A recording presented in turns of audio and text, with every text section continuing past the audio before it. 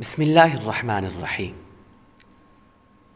جب اللہ تعالیٰ نے حضرت ابراہیم علیہ السلام کو آگ سے نجات عطا فرمائی تو آپ علیہ السلام نے بابل سے ہجرت کرنے کا ارادہ فرما لیا اور اپنے اہل خانہ کو اس کی ترغیب دیتے ہوئے ارشاد فرمایا، بے شک میں اس کفر کے مقام سے ہجرت کر کے ایسی جگہ جانے والا ہوں جہاں جانے کا میرا رب اللہ عز و جل مجھے حکم دے، اب وہ مجھے میرے مقصد کی طرف راہ دکھائے گا۔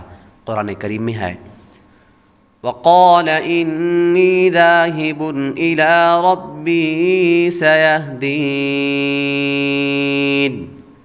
ترجمہ کنز ایمان، اور کہا میں اپنے رب کی طرف جانے والا ہوں، اب وہ مجھے راہ دکھائے گا۔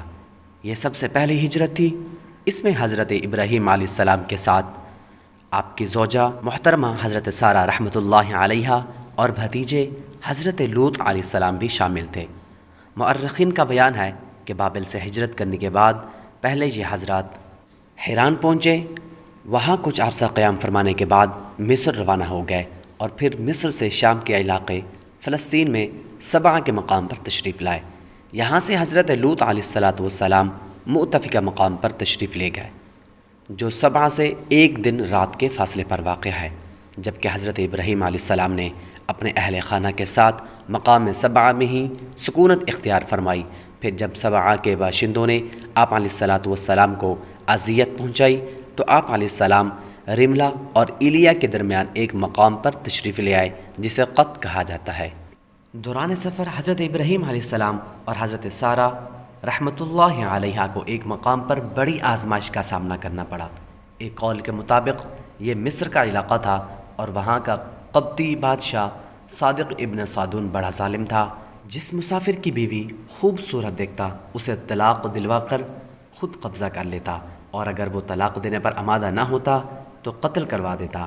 جب حضرت ابراہیم علیہ السلام اور حضرت سارہ رحمۃ اللہ علیہا مصر تشریف لائے اور اس ظالم کو ان کے بارے میں خبر ملی تو پہلے تو اس نے حضرت ابراہیم علیہ السلام کو اپنے پاس بلایا تاکہ اگر حضرت سارہ رحمۃ اللہ علیہا آپ کی زوجیت میں ہے تو طلاق دلوا کر انہیں اپنے پاس رکھ سکے۔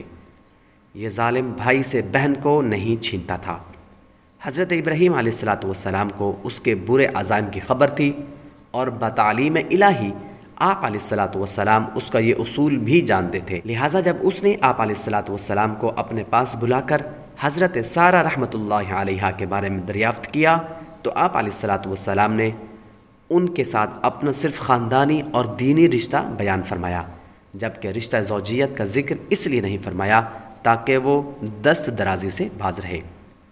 حضرت ابراہیم علیہ السلام بادشاہ کے پاس سے جب واپس تشریف لائے تو حضرت سارہ رحمۃ اللہ علیہا کو اس بارے میں بتاتے ہوئے ارشاد فرمایا، لا تکذبی حدیثی فإنی اخبرتہم انک اختی واللہ ان علی الارض مؤمن غیری وغیرکی۔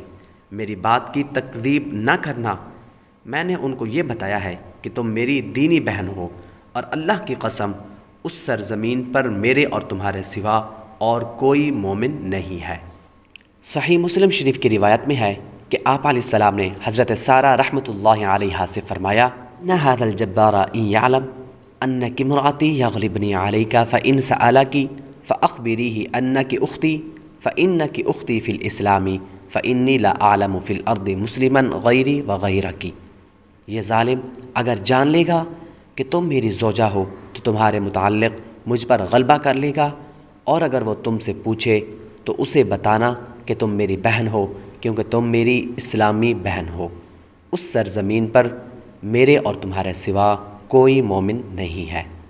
اگر ہماری اس ویڈیو سے آپ کو کچھ سیکھنے کو ملا تو ویڈیو کو لائک اور شیئر کریں، چینل کو سبسکرائب کریں، بیل آئیکن ضرور دبائیں۔